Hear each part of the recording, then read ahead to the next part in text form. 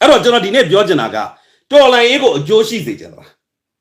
ဟုတ်ပြီခင်ဗျားတို့ဝေဖန်မှာထောက်ပြပါထိန်းချောင်းပါခင်ဗျာ 24/7 7 days a week 52 ပတ်လုံးမကောင်းမှုထိုင်ပြောနေတဲ့အပြတ်သမားလူပြတ်တော့မဖြစ်စေနဲ့အဲ့ဒီလူပြတ်ကကိုတိုင်လဲပြတ်တယ်လို့ပတ်ဝန်းကျင်ကိုလည်းဖြတ်ဖို့ကြိုးစားတယ်အဲ့တော့ကျွန်တော်တို့ရဲ့ဒေါ်လာရေးကြီးမှာစစ်ကောင်စီကမြုပ်ထားတဲ့မြုပ်ကောင်တွေလူပြတ်တွေဒါကြောင့်လဲကျွန်တော်မြင်အောင်ကြည့်ရမယ်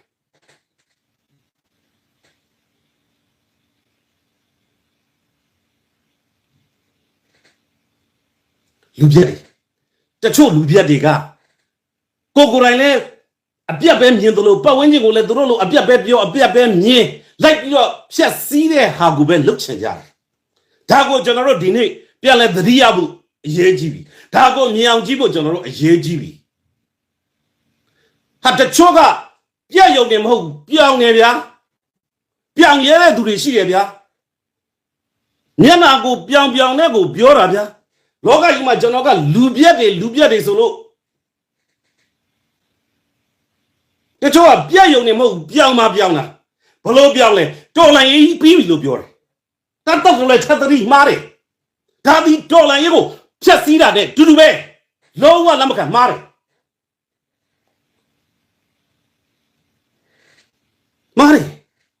တော်လန်ရေးမပြီးဘူးရှေ့ဆက်သွားနေတယ်ဒီတော်လန်ရေးကနိုင်ကုန်နိုင်မှာဖြစ်တယ်နိုင်အောင်လဲလုပ်ကြမှာဖြစ်တယ်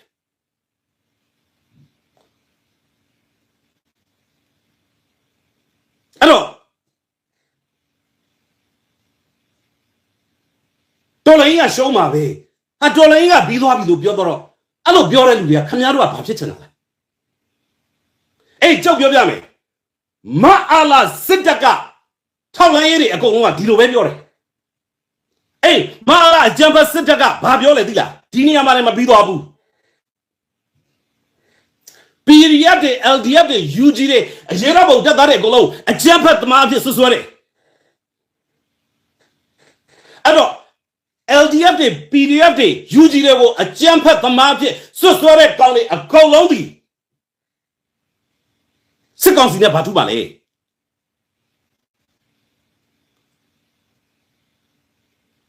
ဟာ PDF LDF တိုင်းသားလက်နက်ကိုင်တပ်ဖွဲ့တွေကအကြမ်းဖက်အဖွဲ့အစည်းမဟုတ်ဘူးဟဲ့အဲ့ဒီအကြမ်းဖက်အဖွဲ့အစည်းလို့ဆွဆွဲတဲ့သူတွေအကောင်လုံးကိုတဲ့ပြောတယ်အဲ့တော့မင်းတို့က PDF တွေ LDF တွေတိုင်းသားလက်နက်ကိုင်တပ်ဖွဲ့တွေကိုအကြမ်းဖက်အဖွဲ့အစည်းဖြင့်ဆွဆွဲတာဒီမအားလာရဲ့မြောက်ကောင်တွေမှုတ်လို့လားမင်းပြောအခုပြောမအားလာရဲ့မြောက်ကောင်တွေလားမင်းတို့ကမအားလာကိုအားရှိအောင်တက်အောင်ခွန်အားဖြစ်အောင်လုပ်ပေးနေတာ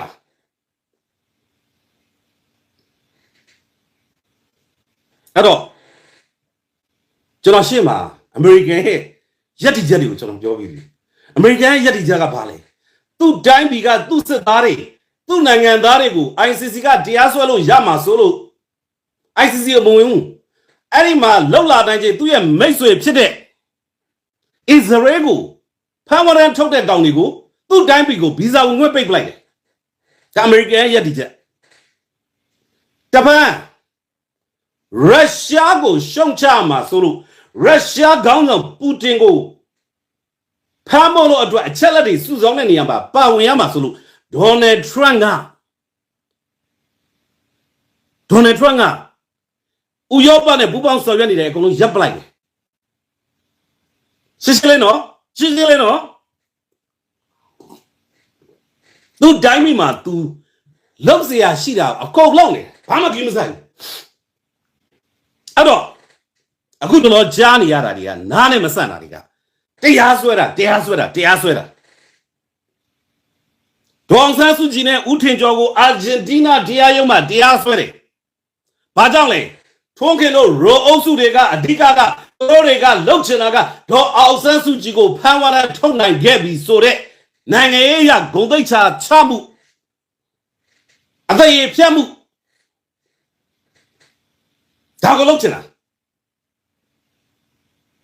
ဒါကိုလုပ်ချင်တာအဲ့တော့သူတို့ရဲ့ရီမန်းချက်ကထိသွားတယ် Universal Jurisdiction အရအာဂျင်တီးနားလို့တိုင်းပြည်မှာသွားလုပ်တယ်တော့အာဂျင်တီးနားနိုင်ငံမှာလက်ရှိအုပ်ချုပ်နေတဲ့ကောင်းသည်ဒေါ်နယ်ထရန့်နဲ့နေလားငါလားမဟာမိတ်အာနာရှင်တစ်ဖက်ကန်းဒါကိုသိဖို့လိုတယ်ဒါပြင်တရားစွဲတဲ့အဖွဲ့အစည်းတွေနဲ့အမှုဖွင့်တဲ့အဖွဲ့အစည်းတွေနဲ့ရော်ထွေရှက်တင်လုံးနေတယ်အဲ့တော့သူတို့ရဲ့အမှုကဒေါ်အောင်ဆန်းစုကြည်ကိုစွဲတဲ့ဟာကဘာအကျိုးရှိတယ်လဲလို့မေးသူတို့ဖန်နေကောင်းရတယ်ဘာဖြစ်တယ်လဲမေးဒေါ်အောင်ဆန်းစုကြည်နိုင်ငံရေးရဂုဏ်သိက္ခာကျတယ်လို့မြန်မာတွေအကုန်လုံးကြားတယ်ဒါသူတို့ဖြစ်နေတာ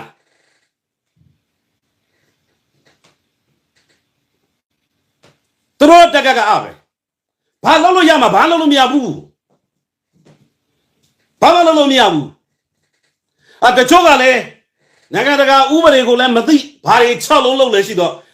ဒီဟိတ်မှာဒေါ်အောင်ဆန်းစုကြည်သွားပြီးတော့ထွက်တဲ့ကိစ္စကအဲ့ဒီမှာဒီဟိတ်မှာသွားပြီးဒေါ်အောင်ဆန်းစုကြည်ထွက်တဲ့အချိန်မှာသွားပြီးတော့ဒေါ်အောင်ဆန်းစုကြည်ကိုထောက်ခံတဲ့သူတွေကို ICC ကပဲဝရမ်းထုတ်မှလို့ ICC ကပဲဘာလို့ဖြူပြဲပြင်းတော့ချက်တာဘာမှလုပ်လို့မရဘူးအဲ့ဒါ6လုံးလို့ခေါ်တယ် ICC ကတရားစွဲတာအဲ့လိုလွယ်မနေဘူး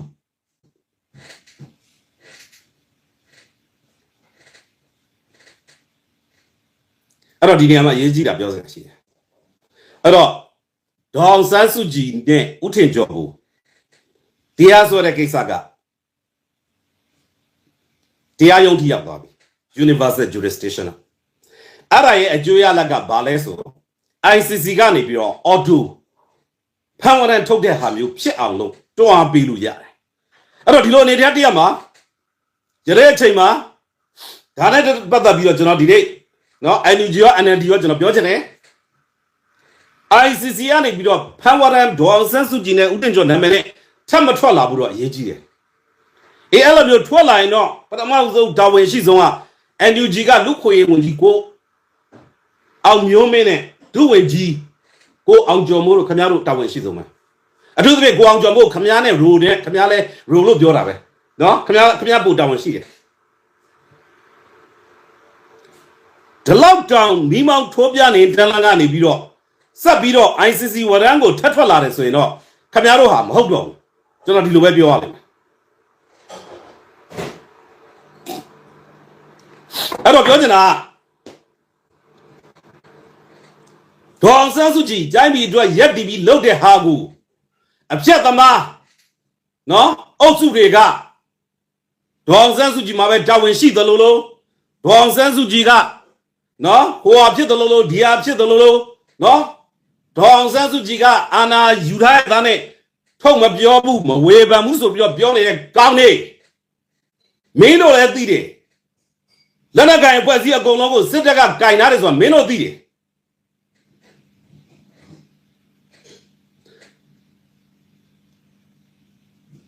ဒေါ်အောင်ဆန်းစုကြည်အစိုးရတစ်ချက်ဖို့ပြအောင်လုပ်ရတာမဟုတ်ဘူးသုံးမှတ်သားဟာတမတ်ဖို့ကစစ်တပ်ကယူထားတယ်အဲ့တမတ်ဖို့ကလည်းအနစ်ကိုယူထားတာဟာ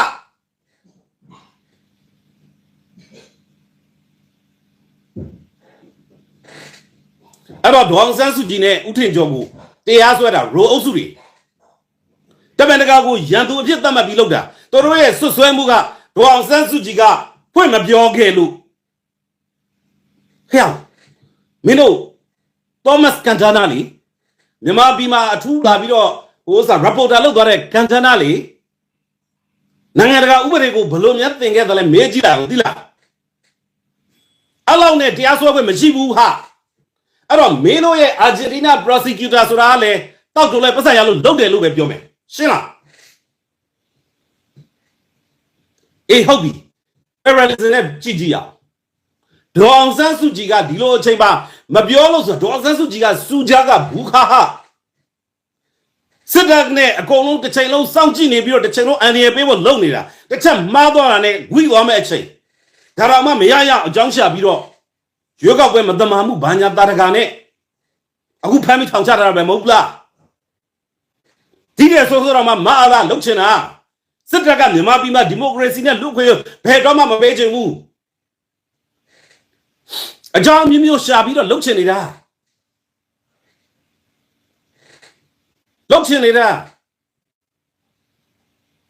အဲ့တော့ပြောပါဦးမယ်ဒေါအောင်ဆန်းစုကြည်က moral duty ရှိတယ်ဆိုတော့ဒေါအောင်ဆန်းစုကြည်ကဘဒုဘက်ကလိုက်ပြီးပြောနေလို့လေအဲ့ဒီ role issue မှာပြောဘဒုဘက်ကလိုက်ပြောပေးနေလို့လေသူကဒီ community နှစ်ခုကို conflict မဖြစ်အောင်ပြဿနာမဖြစ်အောင်သူထိန်းခဲ့တယ်စောင့်စည်းခဲ့တယ်ကဲဟုတ်ပါပြီဒေါအောင်ဆန်းစုကြည်က moral duty ရှိတယ်ဆိုပြီးပြောတဲ့လူတွေအခုဒေါ်နယ်ထူးကြီးကလှုပ်ချက်တိုင်းလှုပ်နေတဲ့ပါအိုဘားမားတို့ဂျိုးဘိုင်ဒန်တို့ဂျော့ချ် W ဘုရှ်တို့ကလင်တန်တို့ဘာလို့ပါဇက်ပိတ်ညာဘာလို့ရှေ့ကိုထွက်မလာလဲသူတို့က moral duty မရှိဘူးလားသဘောတရားပြတာဒါပေမဲ့ဒီလိုမျိုးဥပမာချင်းနှိုင်းရှင်ကြည့်ရင်တော့မိုးနဲ့မြေပါဒေါ်အောင်ဆန်းစုကြည်ရင်ဆိုင်ခဲ့ရတဲ့ကိစ္စကြီးအကြီးကြီး100ဘိုးလောက်ရှိတဲ့အချိန်မှာအခုလောဆိုအိုဘားမားတို့အုပ်စုနှုတ်ဆက်နေတာကသူတို့ကိုချိန်ချောက်နိုင်စွမ်းက100ခိုင်နှုန်းပဲရှိပါတယ်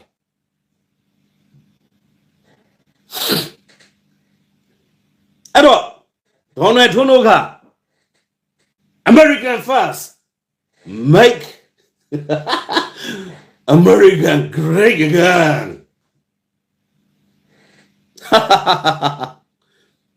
ကနေဒါကိုပဲသူက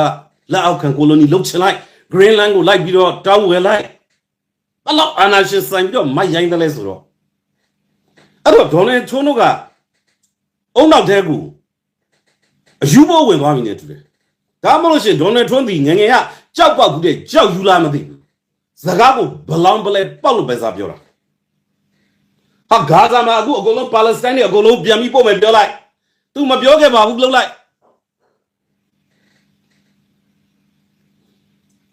အမေရိကန်ပဲသူ့ရဲ့ဘိုးဘွားပိုင်ကြီးကြတယ်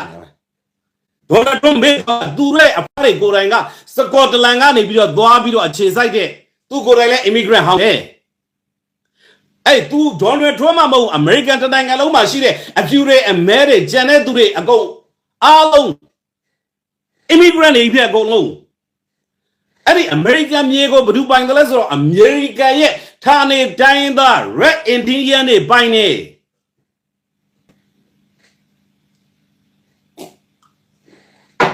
အမေရိကန်ကိုပိုင်ခဲ့တာကအဲ့ဒီအမေရိကန်ရဲ့ဌာနေတိုင်းသား red indian တွေပိုင်နေအဲ့ဒီ red indian တွေကိုလက်နက်အားကိုနော်ဥရောပကသွားတဲ့လူမျိုးပေါင်းစုံက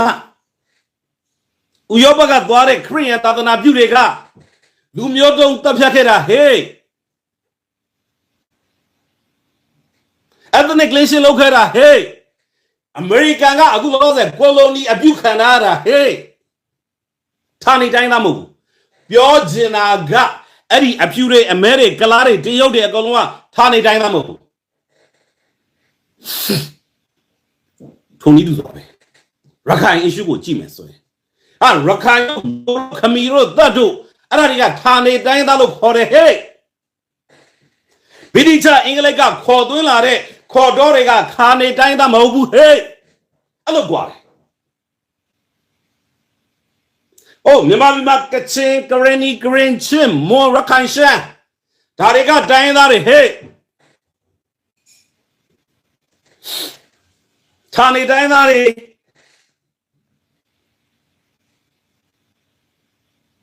ဒီလိုကွာတယ်